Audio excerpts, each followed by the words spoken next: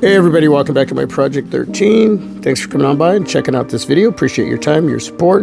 Going to be talking about the Samsung Galaxy Z Flip 4. I'm giving her a wipe down. I just want to make sure she looks good and clean on screen. And I am totally digging this smartphone. I did take the case off, obviously. You can see that for the video. I just wanted to talk a little bit about the device itself and share my experience to a point. I'm not going to fully get into the whole experience. And this is a review. It's an update. I don't ever see a final review of these devices because as time goes on, things change. There's updates and the behavior of the device, what we're hoping is going to be positive when there's software updates. Sometimes there's negatives, but as time goes on, yeah, it doesn't stay the same. As far as connectivity, where I live here in Portland, Oregon with T-Mobile, that's great. Right out of the gate, that's great.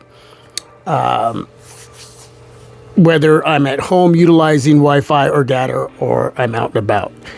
I don't have any issues as far as the connectivity that I get with the Z Flip 4, as far as phone calls coming in, going out, texting, going out, coming in. And that's great, especially if there's an emergency. The first thing we have to remember is that the Z Flip 4 is a phone. And I use the Z Flip 4 as a phone. So it's very important that I get my messages or I get the phone calls or I can send out those texts. I can send out a phone call without any issues. There are going to be areas where I live where the connectivity might be touch and go, and that's when I'm traveling to the coast. I'm out in the mountain range along the Columbia Gorge. There's these little spots, but that's a given, and I understand that. And I'm sure that a lot of you have that as well where you live. If it's perfect, you can let me know down below in the comment section, but I doubt that there's going to be perfect all the time. As far as the durability of the device, it's solid. It's really solid. It's strong. And I think that a lot of us tend to want to be as careful as possible when utilizing a device like this, when opening and closing, because of the hinge, and it's a newer hinge. So this device has a little bit more of a smooth, tight close and open. And I can definitely feel the difference between the Z Flip 3 and this device. I don't have the Z Flip 3 anymore. I used that as a trade-in device with Samsung, got $900, which was a great trade-in deal. But yeah, you tend to want to be as careful as possible, and you don't have to be. These devices are pretty darn durable. I do wish that the sides, top and bottom, as far as the rails, were matte. I don't mind the shiny look. I have a case on all the time anyway, but when I'm looking at it like this, I do wish it was that matte feel to the rails. And on the back, as far as the white, that looks great. That's just beautiful. It doesn't get any better looking than that on a flip phone. It really doesn't. White and black? Google? Panda? What's going on? But yeah, man, the performance functionality, no issues. Everything's great. And so far, you're probably saying, well, look, I'm on the fence. I want to pick it up. I've never had a flip phone. If you've never had a flip phone and your carrier has a great deal going on right now, I would say make that move. If you got a great trade-in deal with Samsung right now, I would say make that move. Especially if you've never had a flip. If you're coming from the Z Flip 3, I would say stay with the Z Flip 3. As far as the crease, Samsung says that it's not as noticeable as the Z Flip 3. And I didn't have an issue with the Z Flip 3. I don't know if you could see that right in there. But I don't see any difference. I really don't.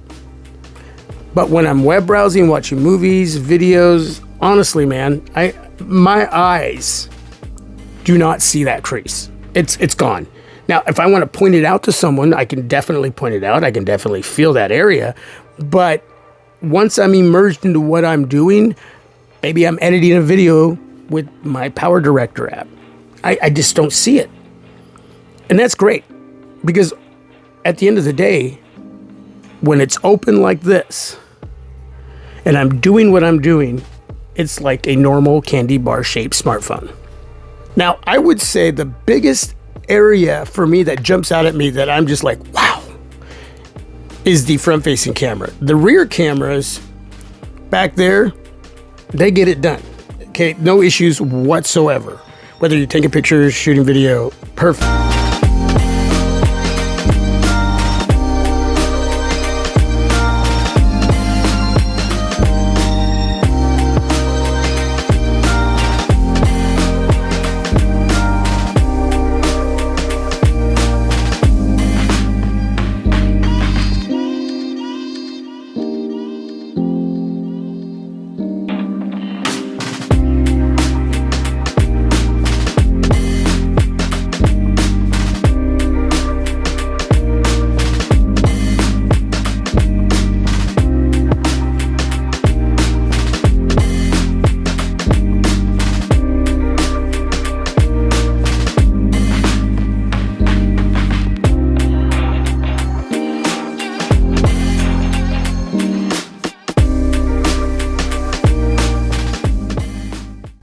And that cover display is just amazing. Just amazing. Be able to have that and utilize getting in your notifications and using those widgets on that cover display without opening up the phone. But I would say that front-facing camera, when shooting video, is just phenomenal, especially in portrait video mode. Hey everybody, welcome back to my Project 13. Thanks for coming on by and checking out this video. Appreciate your time and your support. Shooting this vid with the Z Flip 4, 1080p, 60 frames per second, utilizing portrait video. Let me know how everything looks, how everything sounds. iPhone 14 Pro Max, Dynamic Island. It's pretty cool what software can do. But whether you're utilizing that tool or not, the video is so smooth. The stabilization is right on, man. It's right on. Samsung must have tweaked that area just a tad bit, man, because it went from really good to just amazing. Just amazing. And you can watch the videos that I have up on the channel when I'm utilizing the front-facing camera, when I'm shooting video and I'm vlogging.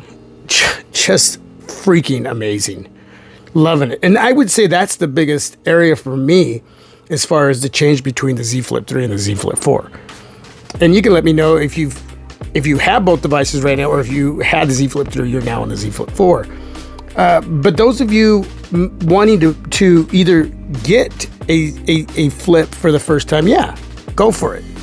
If you have the 3, you do not need to go to the 4 unless you just really want to. Okay, if you use that front-facing camera when shooting video a lot, even when taking pictures, selfies, great, and you need that little bit of an upgrade, then do it. Maybe you want a different color, I don't know. I don't know what else is going to be much different on this smartphone than what you got or what you have on the Z Flip 3. The display is amazing. The speakers sound great. They're not the loudest, but they sound really nice and full, and they do get to a level of volume that is really good. It's not going to be as good as my Samsung Galaxy S21 or S22 Ultra. They're a little bit louder, and the audio is really full. A little bit louder would have been nice, but I'm nitpicking at this point in the game as far as this device. That's nitpicking. The power button, which is the side-mounted fingerprint reader, amazing. More smartphones need to have a side-mounted fingerprint reader. Let's see if I can get that in there. I wish Google would do that. That would be so awesome. I say at this point in the game, we've done the under-display fingerprint reader. Let's get rid of it. Let's stay with facial recognition and a side-mounted fingerprint reader, and that would be awesome. Yeah, I think this is one of the best physical areas as far as hardware. It just works so freaking fast. Let me see. I'll just do this. Can you see it? Bam. Just amazing. Just amazing. Performance, functionality, One UI and Android working together, great.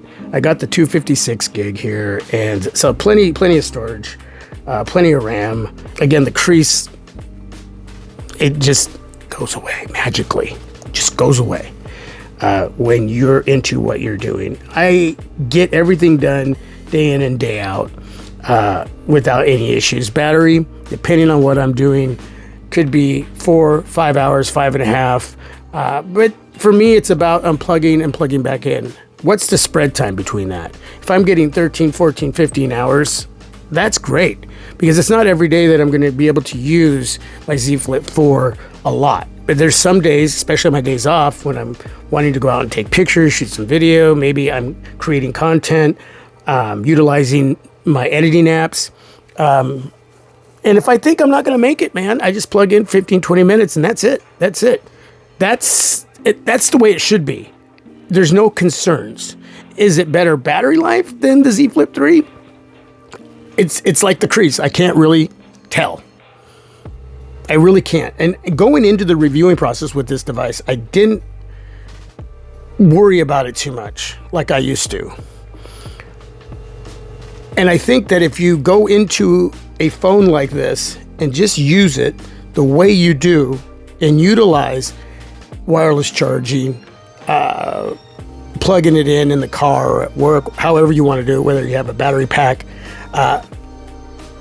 you're not, in my opinion, and I do a lot on these smartphones, I'm telling you, man, I do a lot, are going to need to be too concerned unless you're spending all day on this phone gaming, or all you do is watch movies, like literally spending hours, and you have no life.